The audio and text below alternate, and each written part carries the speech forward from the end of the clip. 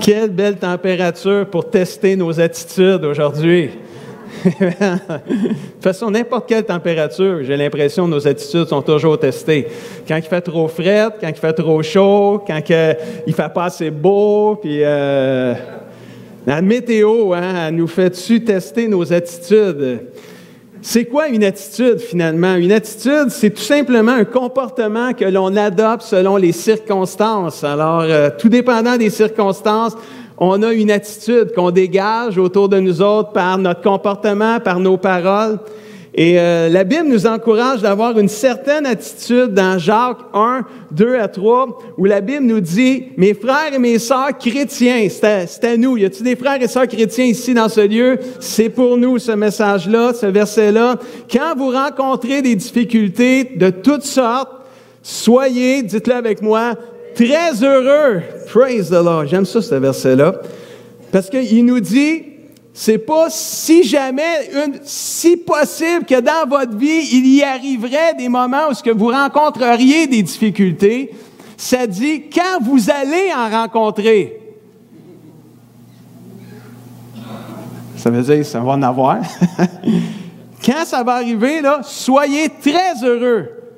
C'est drôle, hein? On est avertis d'avance. Combien c'est difficile d'être très heureux quand on traverse toutes sortes de difficultés. Mais vous le savez, si votre foi reste solide dans les difficultés, celles-ci, les difficultés, vont vous rendre plus fort, plus résistant. Là, ça résonne ici. Là. Je ne sais pas si vous allez être capable de trouver le système, sinon je vais changer de micro. Aujourd'hui, ce que j'aimerais parler, c'est d'avoir une attitude, ça s'en vient, positive. Oh, pasteur. Oh, pasteur. Chialez pas. Soyez pas négatifs. On va parler d'une attitude positive aujourd'hui et non négative. Être positif, c'est quoi? Le micro me teste dans mon attitude présentement. Sois positif, pasteur. Être positif, ça veut dire quoi? Ça veut dire qu'il repose sur quelque chose de sûr et certain, dont la réalité ne peut pas être mise en doute. Ça veut dire qu'il tient compte des réalités et qu'il y a un effet et un résultat favorable. Peuple de Dieu, si la parole de Dieu nous encourage à être très heureux quand nous rencontrons des difficultés, c'est parce que c'est possible d'y arriver. Si la Bible nous encourage à ça, c'est parce que c'est possible d'y arriver. Être très heureux quand on rencontre des difficultés, c'est assurément être positif. Nous pouvons tous, on fait toutes face aux réalités, on ne peut pas éviter les difficultés, mais nous pouvons tous réagir positivement devant celles-ci parce qu'on est encouragé de le faire. Même si c'est difficile, je sais que si je garde la foi, que je reste positif, que je suis très heureux devant mes épreuves, je serai encore plus fort. C'est ça qui fait qu'on est encouragé d'être très heureux devant les difficultés. C'est pas qu'on est heureux d'avoir des difficultés, mais devant les difficultés, on sait que si on reste fort, on reste solide, on garde la foi, on va être encore plus fort et plus résistant. Et c'est ça qui fait qu'on est encouragé d'être heureux. Une attitude positive, c'est nécessaire pour grandir dans la vie chrétienne, mes amis. J'ai besoin d'être positif. J'ai pas les moyens d'être négatif. Je sais pas c'est quoi vos moyens à vous autres, mais moi, j'ai pas les moyens d'être négatif. Il y a assez de négatifs autour de moi. Il y a assez de gens négatifs dans le monde. Soyons des gens différents, mes frères et sœurs. Soyons des gens qui avons cette lumière qui brille. Soyons positifs. Une attitude positive est très biblique et n'est pas basée sur ce que je ressens ou sur mes émotions, mais c'est basé sur ce que Dieu dit, mes frères et sœurs. Puis là, je ne parle pas de la pensée positive du monde, moi je parle de l'attitude positive du Seigneur biblique, ce que Dieu dit. Et j'aimerais juste avec vous partager 7 raisons pour lesquels on est encouragé d'être positif. Et j'ai pris un seul chapitre, Romains 8. Avec Romains 8, il y a plus que 7 raisons, mais je veux qu'on y aille dîner à midi, alors je vais en dire juste 7.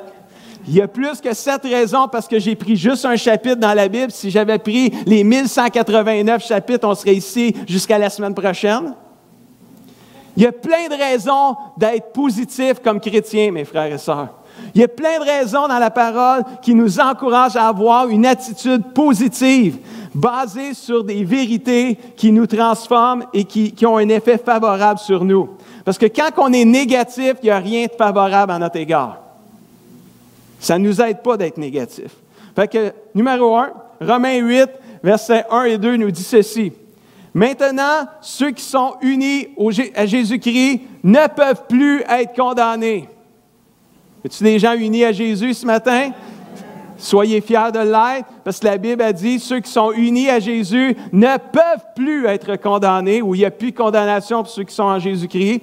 Quelqu'un, en effet, qui est uni à Jésus, la loi pour lui, c'est plus la loi mosaïque ou la loi de l'Ancien Testament. La loi pour lui maintenant, c'est même plus une loi, c'est Dieu lui-même, le Saint-Esprit qui donne la vie. Cette loi-là, ce Saint-Esprit-là m'a libéré de la loi du péché et de la mort. Numéro 1, la raison numéro 1 pour être positif, nous ne sommes plus condamnés, mais nous sommes libérés, frères et sœurs. Alléluia. Libres de servir Dieu. Amen. Sans être condamnés. Dieu vit en nous par le Saint-Esprit. Nous avons la vie en nous maintenant. Si nous péchons, parce que ça nous arrive de pécher, personne n'est parfait. Reconnaissons-le, avouons-le, demandons pardon, délaissons-le, acceptons le pardon de Dieu, mes frères et sœurs. Une fois pardonné, on est libéré et non condamné. Adios la culpabilité. Alléluia. On n'a plus besoin. Traînons-la plus, frères et sœurs. Si tu traînes la culpabilité, il y a quelque chose que tu n'as pas compris dans le sacrifice de Jésus à la croix. Nous sommes plus condamnés, nous sommes maintenant libérés. Pas plus condamnés, plus condamnés. J'ai-tu mêlé, là? On n'est plus condamnés, on est libérés. Wow. Le négatif va dire, oh non, moi, je ne serai jamais libéré du péché. Le positif va dire, je suis enfin libre de servir Dieu maintenant. Wow. Deuxième, Romains 8, verset 18. Comparons les souffrances qu'on a aujourd'hui avec la gloire que Dieu nous montrera clairement plus tard, le ciel, l'éternité, la vie éternelle.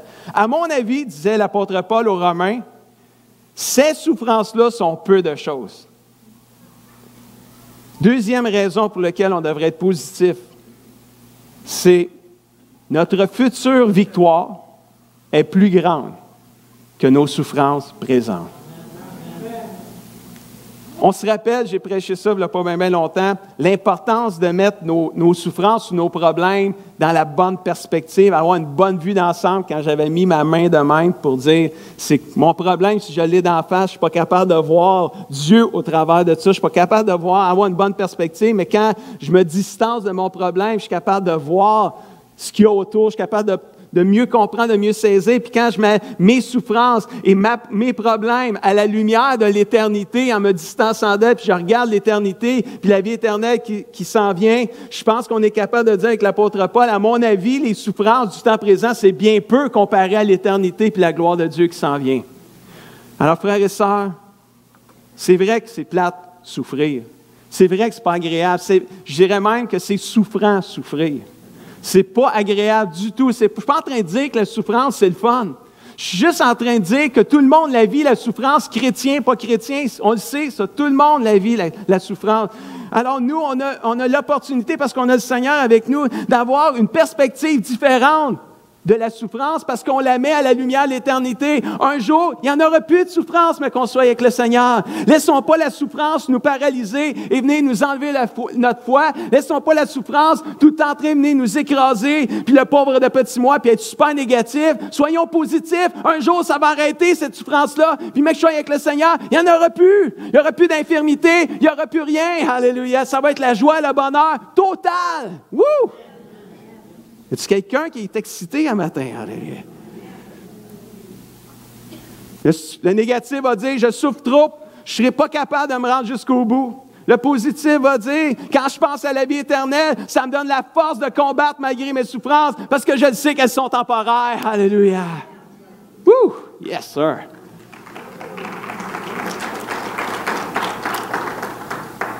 Romains 8, verset 6, numéro 3. Se préoccuper des désirs de sa propre nature mène à la mort, dit la Bible. Mais se préoccuper des désirs de l'Esprit Saint, des choses de Dieu, mène à la vie et à la paix. Quelqu'un dit amen à ça. Nous pouvons, troisième raison d'être positif, nous pouvons vivre dans la paix de Dieu. Alléluia. La paix de Dieu qui surpasse qu'est-ce qu'on peut imaginer ou même penser ou même comprendre est celle que nous recherchons comme chrétiens. Cependant, il faut se préoccuper des choses de Dieu pour la vivre, cette paix-là. Quelqu'un qui est en paix, c'est quelqu'un qui est positif, mais c'est quelqu'un qui est centré sur Dieu, qui se préoccupe des choses de Dieu. La Bible dit dans Matthieu 6, 33, « Cherchez premièrement le royaume de Dieu et toutes les choses vous seront données par-dessus. Concentrez-vous, préoccupez-vous des choses de Dieu. » Quelqu'un qui se préoccupe des choses de Dieu finit par vivre la paix de Dieu malgré la souffrance et les difficultés de la vie. Mais quelqu'un qui est centré sur lui-même a de la misère à vivre la paix de Dieu, a de la misère à vivre la vie de Dieu parce qu'il est tellement centré sur lui, ses problèmes, il les a d'en face à deux mains en plus de ça. Frères et sœurs, on peut vivre la paix de Dieu comme chrétien parce qu'on se préoccupe des choses de Dieu. Celui qui se préoccupe des choses de l'Esprit Saint, faire ça, ça mène à la vie et à la paix. Y a-t-il quelqu'un qui veut la vie et la paix de Dieu ce matin?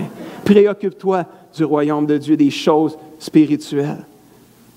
Parce que celui qui se préoccupe de lui-même, c'est difficile pour lui. Le négatif va dire, la paix, c'est un rêve et non une réalité. Le positif va dire, quand je pense au Seigneur, la paix finit par arriver. Alléluia. C'est vrai, ça. C'est trop vrai. C'est du monde positif encore ce matin. Hein? C'est positif être chrétien, là. Très positif être chrétien. Romains 8, versets 26 à 27. C'est tout dans Romains 8 ce matin. La Bible dit, de plus, l'Esprit Saint aussi vient nous aider, nous qui sommes faibles. Nous ne savons pas prier comme il faut. Alors l'Esprit Saint lui-même prie pour nous avec des gémissements que la bouche ne peut pas redire. Mais Dieu voit le fond des cœurs. Il sait que ce que l'Esprit veut demander. L'Esprit Saint prie comme Dieu le veut pour ceux qui lui appartiennent. Si on aime Dieu, on est des enfants de Dieu, on appartient à Dieu, on a le Saint-Esprit qui vit en nous, qui vient nous aider à prier. Et c'est la quatrième raison qui nous aide et nous encourage à être positifs, c'est que le Saint-Esprit est là, puis il va toujours nous aider à prier. Il va toujours nous aider. Il est disponible pour nous autres. Je veux nous encourager, chacun de nous, à prier en d'autres langues. Le langage du Saint-Esprit. Prier en d'autres langues, comme la Bible dit, c'est laisser le Saint-Esprit prier pour nous. Et c'est prier complètement en accord avec le cœur et la pensée de Dieu. Ça a peut-être l'air bizarre à l'écoute pour les autres autour de vous autres quand vous parlez en d'autres langues, mais je peux vous garantir que ça vous connecte à Dieu direct. Prie en d'autres langues. C'est prier par l'Esprit. C'est l'Esprit Saint qui vient t'aider à prier. Le négatif va dire, moi je ne crois pas là-dedans. Le positif va dire, wow, je peux prier encore plus longtemps quand je ne sais plus quoi dire dans mes prières. Parce que l'Esprit vient, puis je continue à prier dans une langue que je ne connais pas, mais c'est dans la langue de l'Esprit. Puis je sais que je prie des choses qui sont en accord avec la volonté de Dieu. Il y a quelque chose qui va arriver quand je vais prier en d'autres langues. Ça active l'Esprit de Dieu. Wow! Être positif, frères et sœurs. Un classique. Tu ne peux pas parler d'être positif sans parler de Romains 8, verset 28, prochain verset. Nous savons du reste que toute chose concourt au bien de ceux qui aiment Dieu. Alléluia. Numéro 5. Dieu fait concourir tout pour notre bien. Ça, là, c'est une bonne raison. On aurait pu mettre juste celle-là, ça aurait été suffisant. Dieu fait concourir tout pour notre bien. J'ai partagé ça récemment dans un message.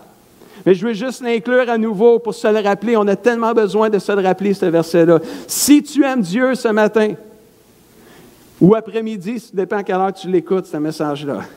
Si tu aimes Dieu, il va faire tourner ou concourir pour ton bien tout ce qui t'arrive, bien ou mal, c'est déclaré dans sa parole. Le négatif va dire, moi, je ne peux pas croire qu'un bien va sortir du mal qui m'arrive. Le positif va dire, je connais mon Dieu, puis je sais qu'un bien va sortir du mal qui m'arrive. Je ne sais pas comment il va le faire, mais je sais qu'il va le faire. Alléluia. C'est la foi. Être positif, c'est la foi. C'est une attitude positive, c'est une attitude de foi. C'est une attitude de victoire. Alléluia. Où ce qu'on croit, la parole de Dieu, c'est ça qui fait qu'on est positif. C'est parce qu'on se base sur la parole. On ne se base pas sur nos feelings. On serait négatif si on se baserait sur nos feelings. On se base sur la parole de Dieu, non pas ce que je ressens, mais ce que je crois. Alléluia. Dieu fait concourir pour mon bien tout ce qui peut m'arriver.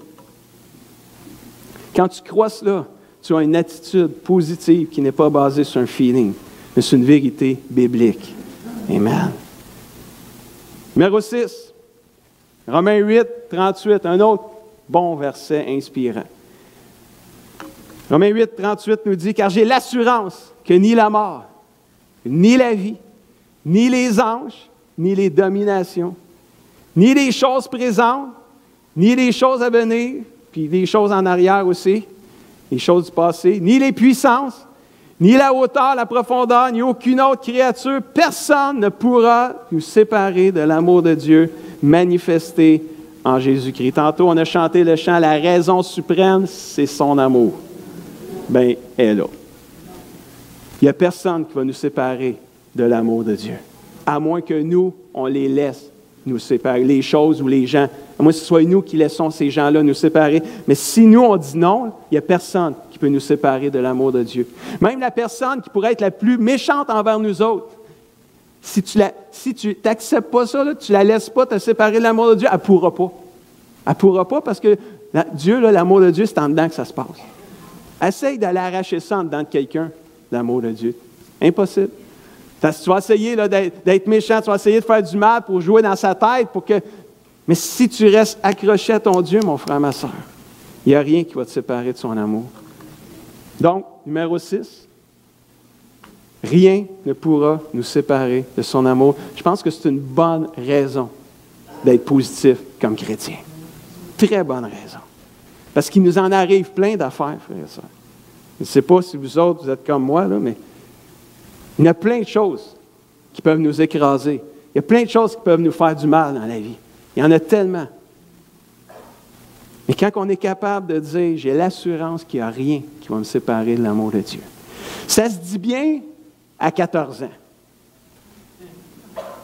13, 14, même si tu es en crise d'adolescence, mais si tu aimes vraiment Dieu à 13, 14 ans, « Ah non, moi, il n'y a rien qui va me séparer de l'amour de Dieu. » Ça, c'est comme les jeunes couples qui se marient. Nous autres, on ne chicanera jamais, nous autres, là, tu sais. Tu comprends-tu? Ça, c'est tous les vieux couples qui rient là, pendant ce que je viens de dire.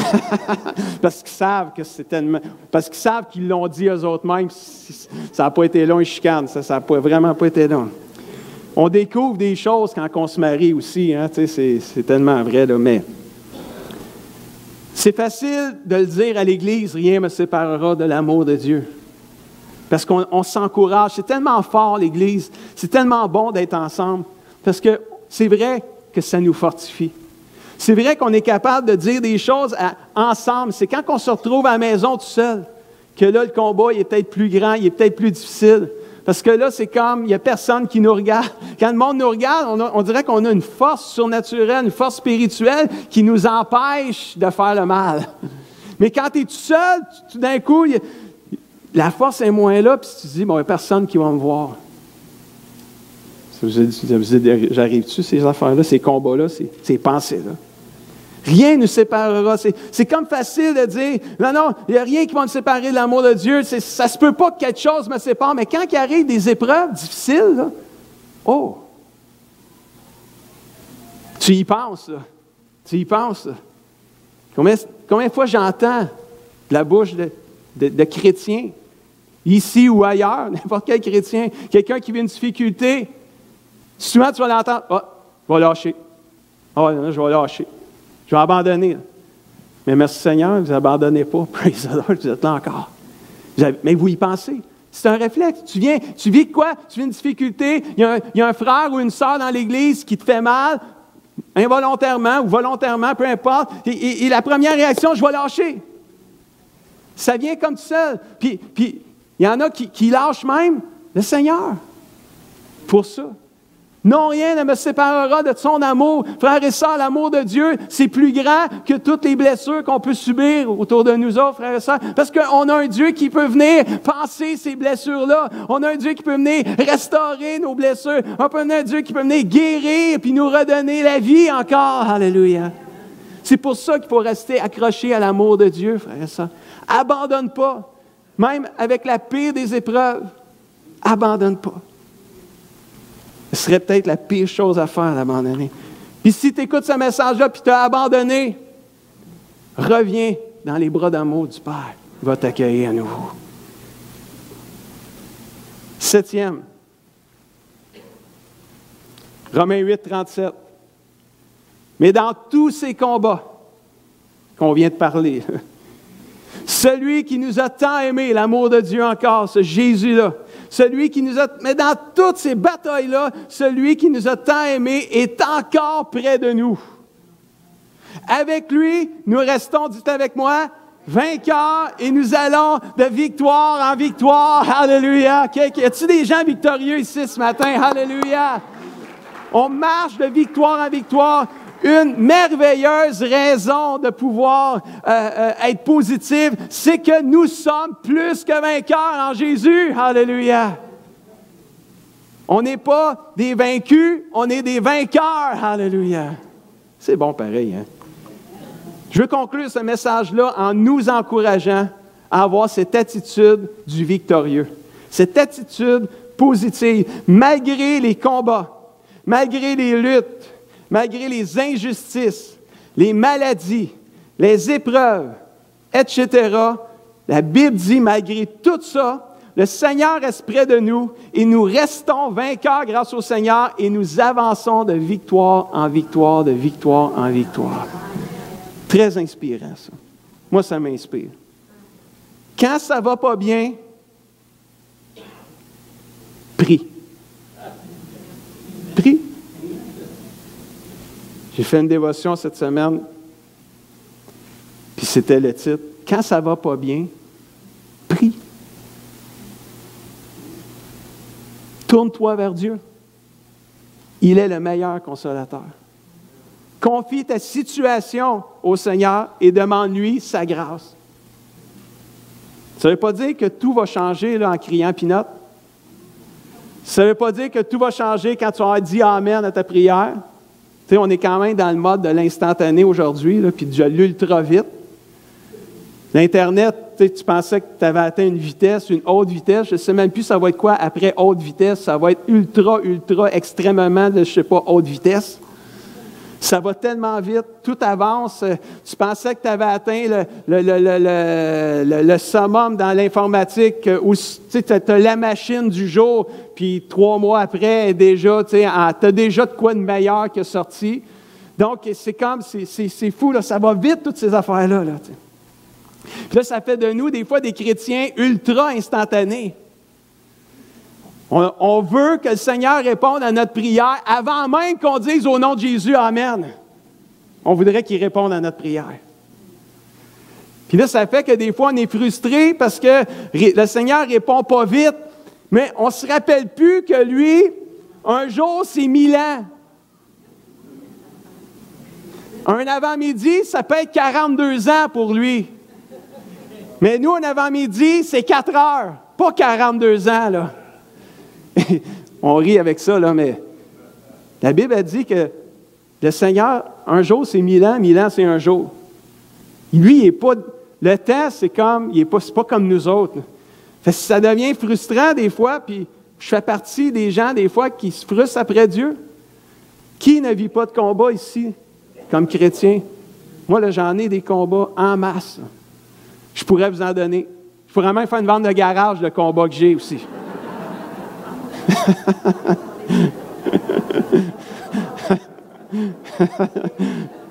Mais je ne vous en vendrai pas, je vous le garantis, vous n'avez assez, vous autres aussi. Ah, pasteur, on pensait qu'un pasteur, ça n'avait pas de combat. Et, si vous pensiez ça, là, je vous le dis tout de suite, arrêtez de penser ça. Commencez à prier pour nous autres plutôt, parce qu'on a en masse des combats, sauf que Dans tous ces combats-là, le verset qu'on a lu tantôt, je ne fais pas exception à personne. Si je ne vais pas chercher ma victoire en Jésus puis dans son amour, je vais perdre. Je vais me laisser abattre par mes combats. Je vais devenir un vaincu et non pas un vainqueur. Et là, je m'encourage, j'essaye de rester positif, parce que je vous le dis, ce n'est pas toujours facile de rester positif. Une attitude positive, c'est une attitude de victoire, de persévérance, de foi et de courage. Quand ça ne va pas bien, prie.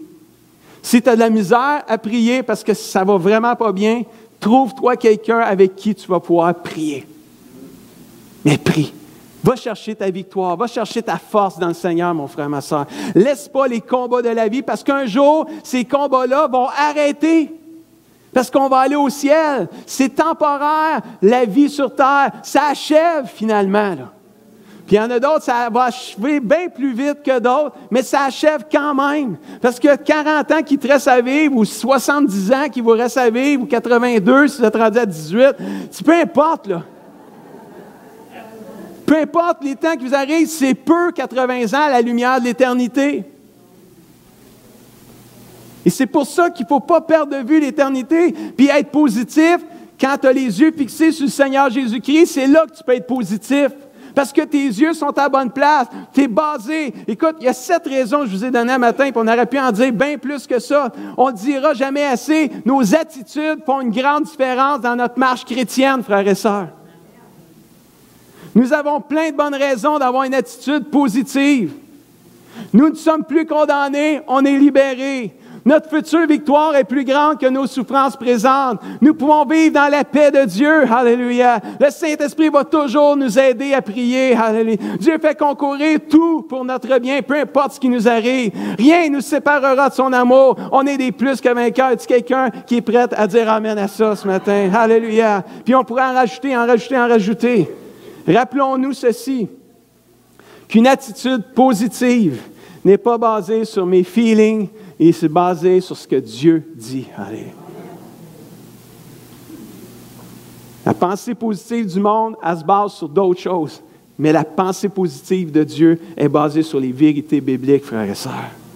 Et ça, ce n'est pas la même chose du tout. Ce n'est pas de nier la vérité d'être positif. C'est d'y croire à la vérité. Ce n'est pas de nier la réalité, c'est de croire dans la vérité de Dieu. Alléluia. Ce n'est pas de dire « ça fait pas mal » quand ça fait mal. C'est vrai que ça fait mal, mais j'ai confiance que Dieu va me guérir, que Dieu va me relever et me restaurer. Je ne sais pas quand il va le faire, je ne sais pas quel bien qui va sortir de ça, mais je sais que ça va arriver parce qu'il l'a dit et j'y crois. Je continue de déclarer haut et fort que la vie chrétienne, c'est la meilleure vie à vivre sur cette terre. Moi, là, il n'y en a pas personne qui va me faire croire le contraire, même si ce n'est pas parfait.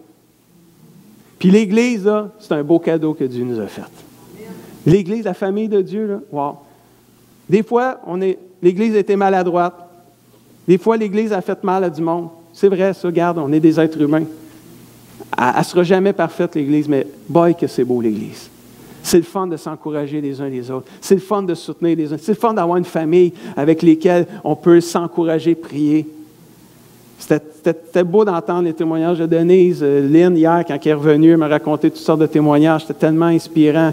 J'aurais voulu être une femme pour assister à ça, pour tout ce que vous avez vécu. J'avais le goût de me lever quand vous êtes levé. Il y a Déborah, c'est Déborah, hein? C'est quoi un masculin, Déborah? Débord, c'est... Oh, yes! Débord, lève-toi. Les hommes, débarrez-vous. Si vous êtes barrés, débarrez-vous, puis sortez. Levez-vous, vous autres aussi. Et merde, c'est bon. C'est vraiment bon. Mais c'est bon, c'est inspirant, c'est encourageant. Hier, nous, on était un petit peu moins spirituels que les dames. On est allés jouer au golf, les hommes. On avait une journée de golf. Mais si vous pensez que c'est moins spirituel, non, dites rien. Je vais juste dire si vous pensez. Parce qu'il y en a peut-être qui le pensent. Fait qu'au cas où, il y en a qui le pensent. Mais quand l'Église se rassemble, que ce soit pour le golf, que ce soit pour une retraite, peu importe ce soit quoi, mini-pot, les 50 ans et plus, je crois que c'est très spirituel. Il y a une communion fraternelle qui est très importante pour l'Église aussi. C'est bon d'être ensemble pour prier, mais jouer au golf, je vous le garantis, quelqu'un qui aime le golf, c'était le fun aussi, là. C'est bon pour la fraternité. Hier, on a connu des gens, les frères Poulain, d'ailleurs, la famille Poulain, hier, c'était merveilleux. C'est eux qui ont gagné. Et eux, oui, on peut les applaudir. Mario, c'est les gars avec Stéphane, pasteur Stéphane. Puis, si Jonathan puis Pierre-Luc, Mario, le père, il n'était pas là après, là, mais eux autres, tous les billets qu'il y avait hier, ils gagnaient. On faisait tirer des prix de présence, puis c'était toujours eux autres qui se levaient. On se demandait si c'était truqué ou s'il n'y avait pas. Mais si, Jonathan et Pierre-Luc, si personne ne vous connaissait après hier, là, tout le monde vous connaît aujourd'hui.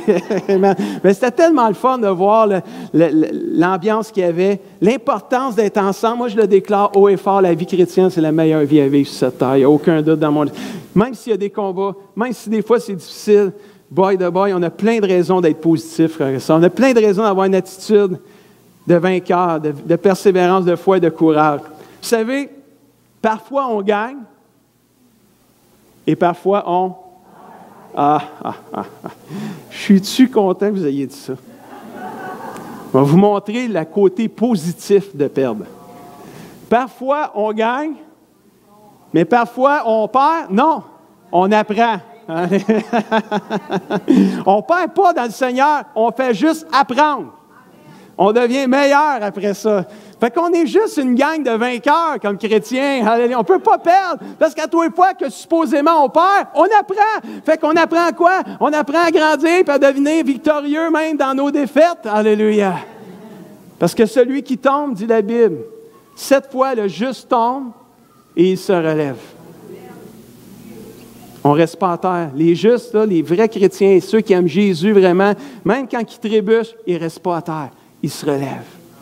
Puis j'écoutais quelque chose sur l'humilité qui m'a touché, puis je vais terminer avec ça. Je vais inviter l'équipe de louange à s'approcher.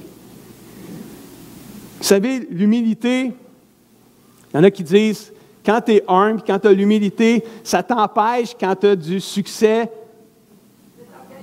de t'enfler la tête, de t'enorgueillir.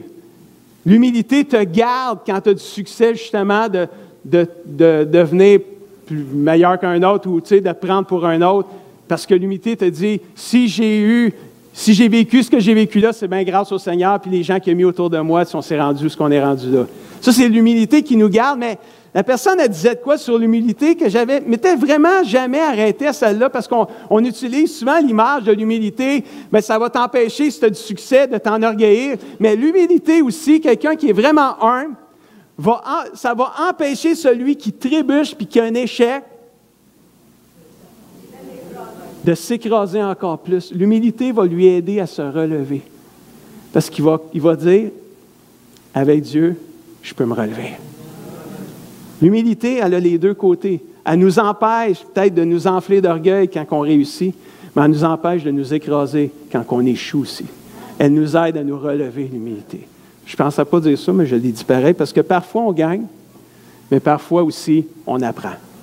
Amen. Est-ce qu'on peut se lever ensemble? Et quand on apprend, on grandit de victoire en victoire, de victoire en victoire. Alléluia. Je ne sais pas qu'est-ce qu'on chante. Non, rien ne me séparera de l'amour de Dieu. Écoutez, c'est vrai qu'il fait chaud, là. On s'entend là-dessus. Mais on peut-tu chanter ce chant-là en terminant? Puis dire, être positif, s'encourager en sortant, de se motiver les uns les autres, s'encourager. On est positif. Puis si on vit des choses difficiles, on a 7 bonnes raisons et plus encore pour garder la tête haute puis dire, Seigneur est avec moi. C'est le plus important. La raison suprême, c'est son amour. Non, rien ne me séparera de son amour. Déclarons-le ensemble.